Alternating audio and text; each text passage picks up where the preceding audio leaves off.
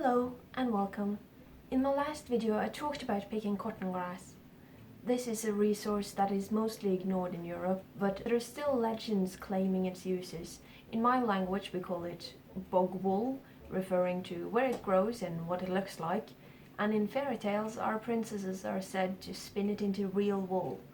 This might be where the legend of cotton grass being harvested in bad years and added to the sheep's wool comes from. Cotton grass is a plant fiber, and even though it looks like wool, it does not share the properties of wool. But I wanted to try and see if it's possible to use it in costuming. First, let's see if it's possible to mix it with wool. I have a bit of raw fleece that I will try to felt first. I only use a few layers where I lay the fibers crisscross on top of each other.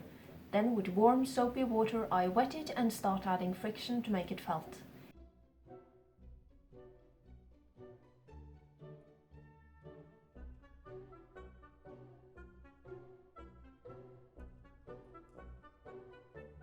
As I said, it's not been cleaned, this is just a test. But once my little slab is somewhat cohesive, I start adding more and more friction by rolling it.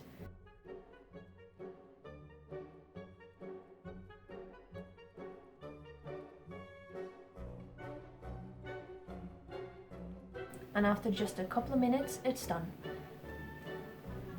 This would be an awful quality felt, but for this experiment it will do. Then we try the same with the cotton grass. There are different species of this plant with varying fiber lengths. This is the Arctic variety and is likely the shortest one, but the fibers of these plants are not long enough to be spun. Even with shorter animal fibers like cat fur, for instance, you can still felt it, because the animal fibers have a shell-like surface that sticks to its surroundings.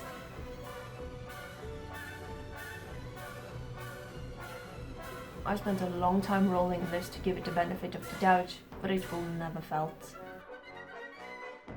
Will it if it's mixed with wool though?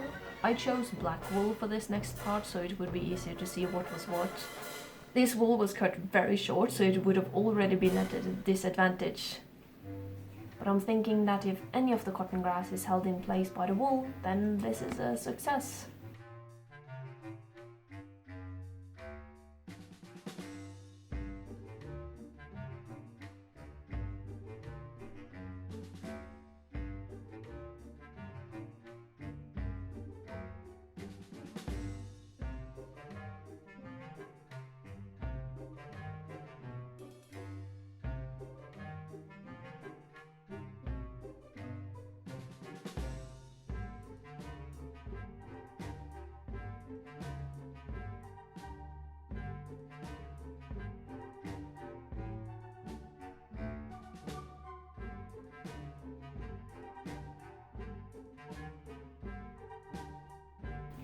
My bad felting aside.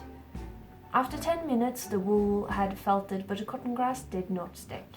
It's like oil in water, it slips around and is generally just having a really bad time.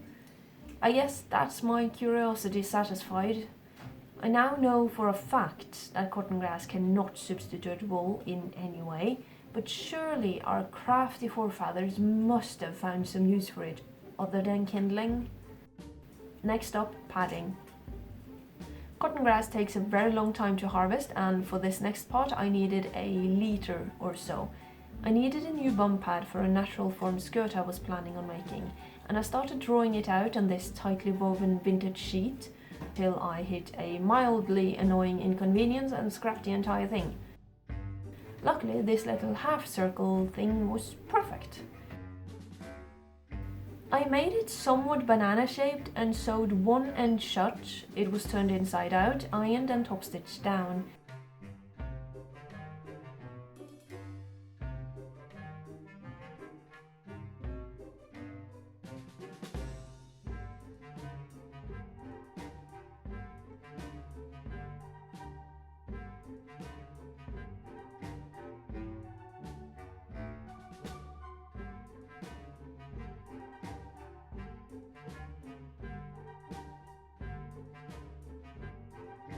I also stitched the corners closed to make my life easier. And now I filled in all of the bog wool I had bothered to pick and stitched it close.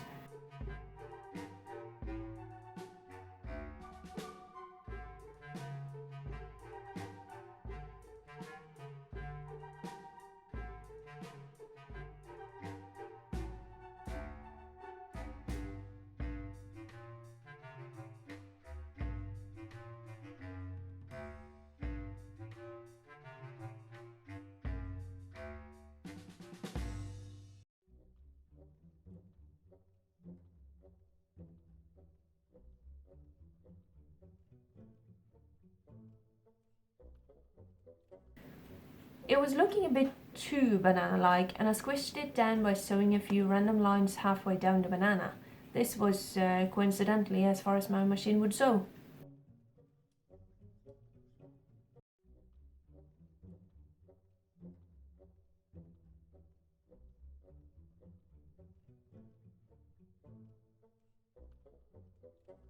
The raw edge was then badly covered with a twill tape, and I added a narrower twill tape as ties.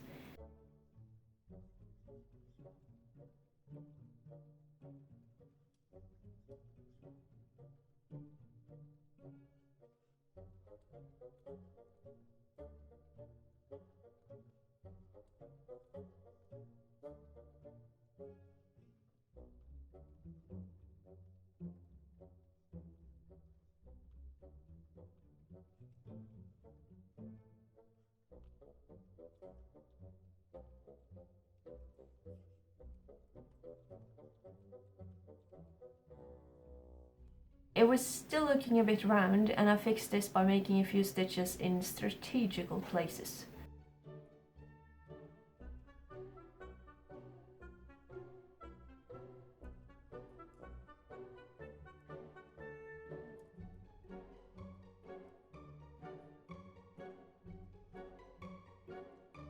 All in all, I'm very happy with how this turned out. The cotton grass is perfect for stuffing. It has a very good weight and floofiness.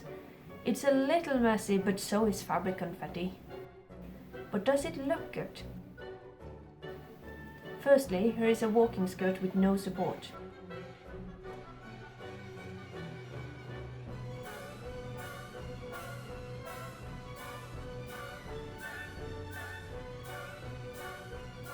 It looks so much better. My apprentice then wanted to perform the kitten test.